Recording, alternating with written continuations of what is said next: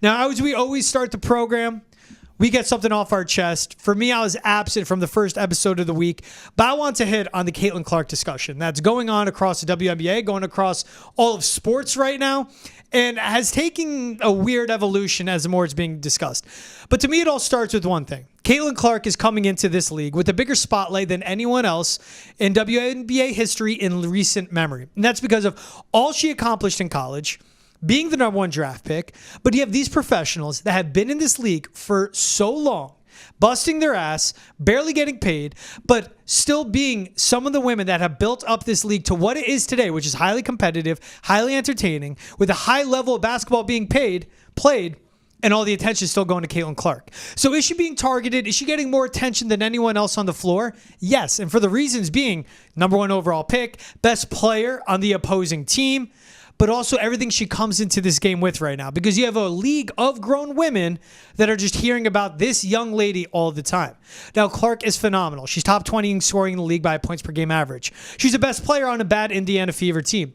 And physically, she's not up to par with some of the athletes she's getting matched up with. So that's where the hard hits, the hard fouls, the physical play, the demand of it is coming in, and that's how it's affecting her. Now, what Kennedy Carter did at the Chicago Sky, to me, that's out of bounds on this one. It was a dirty foul, it was a dirty play. But keep in mind, Caitlin Clark turned to her the play before that on a bucket by the Fever and chirped at her. And Caitlin Clark has done that since her days at Iowa, since her days in college basketball. Getting it done, being the best player on the floor, the best player in college basketball on the planet, and talking her talk. She's highly competitive. She'll talk her ish to herself as well. But everything she's done, she's never backed away from the biggest challenge on the floor. And in that instance, it's Kennedy Carter. Now, for the other end, waiting for an inbound, it's away from the ball. This foul is just out of bounds altogether. To go and throw the shoulder, she's bigger, more physical. Is it dirty? Yes. Is it the end of the world? No. Is Kennedy Carter a good role player on the Sky that's getting more attention than she would otherwise because it was Caitlin Clark? Yes. Are there now more eyeballs on the league because of her and this rookie class that has come in? Yes. But this still has been a highly competitive league with a lot of physical play before Caitlin Clark came in, and will continue to be so after Clark is years into this league and done playing with it as well. It's still building up. There's more attention being played on this league now more than ever. So that's why more people are seeing these fouls and seeing what's happening to her and the treatment she's getting, which is fair. She's a rookie. She's a number one overall pick. There's a hazing she's getting from across the league and the extra attention. When they hear all about number 22 for the Indiana Fever constantly in the scouting reports, in the media write-ups, the questions they're getting in their presser, yeah, that'll amp up the amount of attention and aggression they'll have with her, and that's fine. Caitlin Clark doesn't care. She literally said, it is what it is. I'm at the point where I accept it. Don't retaliate. I know I'll take a couple tough shots every game. Meanwhile, you have Kennedy Clark right at her presser after the game saying, I'm not answering any Caitlin Clark questions. I'm not going to get into it. Denying that Caitlin said anything to her and denying that she said anything to Clark herself before her head coach cuts it off. But then hopped on Threads and replied to a post saying she doesn't do anything more than shoot threes. So won't address the play and what went down and her opinion on Caitlin Clark at a presser, but will address it on social media after. But that's Kennedy Clark to this one. Are we seeing more attention paid to Caitlin Clark? And is she getting tougher play than other rookies across the league and other players on the Fever? Yes, that's what's going to happen. But it'll take a little while before she acclimates to the rest of the league, bulks up, gets physically stronger, and also just figures out life in pro ball. But Caitlin Clark is the reason why WNBA games are now being played in NBA arenas, are selling out. Why the NCAA championship game got almost 20 million viewers and why the draft got 2.5. She's bringing more attention, putting this on a bigger platform, and reasons why shows like myself and here on Boston is Enter the Chat is talking about the WNBA ad nauseum in a great way. We'll keep talking about it because it's great athletes, it's great play. The college basketball, the level of talent there is phenomenal as well. She props up this league and props up this sport, is bringing new fans into it that might be shocked at that play and go, what's going on there? That's how they've been playing, and that's fine. But you can address and accept and admit what Kennedy Clark did was dirty. It wasn't that egregious, though. Physical play beyond the whistle, that happens. Happens in the NBA, but say that's part of the WNBA and also address that it's happening to Caitlin Clark as well. As far as the name calling we've seen from other media outlets and people in particular, that's where it gets weird.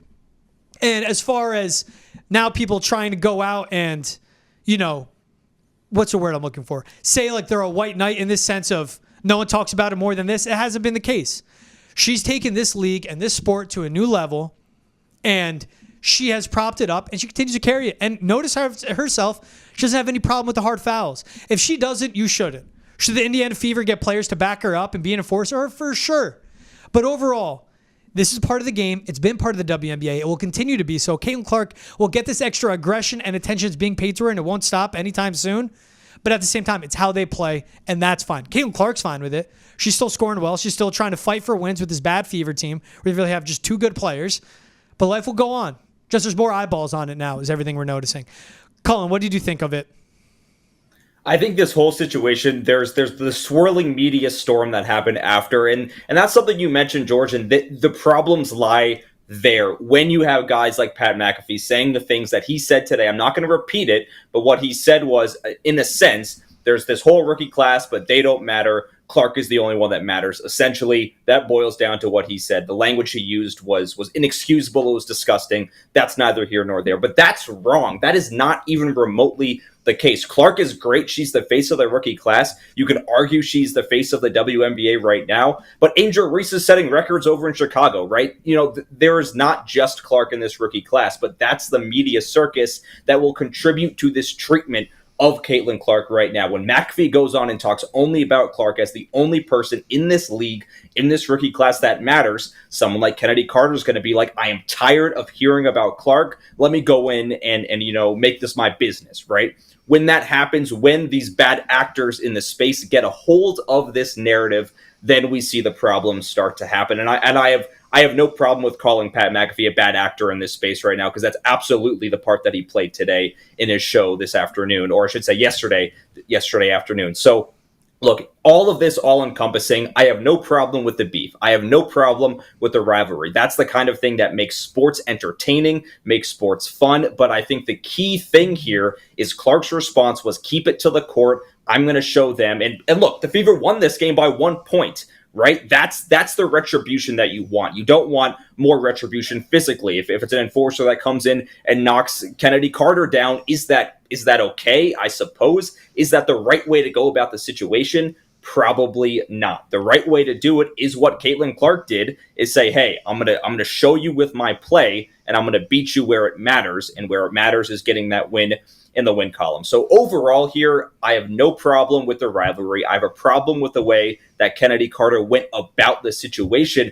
But look, you can kind of empathize with this situation, right? A player that's been in the WNBA for a few years now, that has kind of tried to build up her point of view and everything that she's done. And then she sees Caitlin Clark come in, and every single outlet, every single person is talking about just her. There's good reason for that, but I can see where she's coming from. But when you get to the flagrant aspect of this, when you get to the she doesn't bring anything outside of shooting three-pointers, which, by the way, blatantly incorrect, not even remotely true. She's a great passer, she's a great creator, and she's brought a lot of notoriety to the sport, to the league that Carter plays in.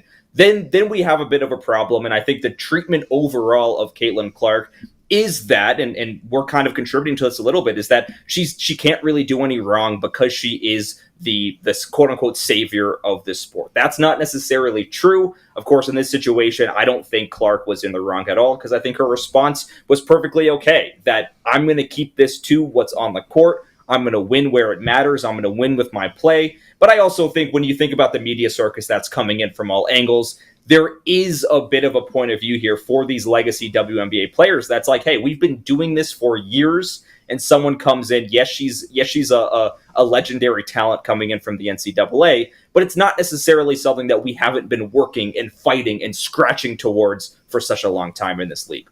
Yeah, Sabrina Ionescu out of Oregon was phenomenal in college basketball, breaking records like Caitlin Clark did. Right. Before Caitlin Clark became herself, especially over the last 2 years at Iowa. And as a rookie for the New York Liberty, she wasn't getting the extra attention like Ionescu is. Yeah, sure, there's a defensive attention, the face guarding, the double teams, fly paper defense. Do your all to stop her, because if you do that, you will stop the Indiana Fever. But Sabrina Ionescu wasn't seeing the hard fouls or the going out of the way to physically play her and, probably play dirty against her as well. That's the difference between her and Caitlin Clark. But also keep in mind, you pointed out, this rookie class overall, Cameron Brink, Rakia Jackson, both of them going to the Sparks. they're selling out NBA arenas because of them too and how popular they are. Obviously with Angel Reese being in the Chicago Sky as well. And you think of Aaliyah Edwards going to the Washington Mystics. This is a star-studded WNBA rookie class. Overall, they're selling out arenas, moving to bigger arenas because of the amount of popularity they have, and it's great for the league. Where the WNBA is passing the NHL in ratings, popularity, and selling out arenas. Less teams, but they're still getting the job done with less than that. It's this entire rookie class propping it up, but I understand where the vets come from to have a problem what they have.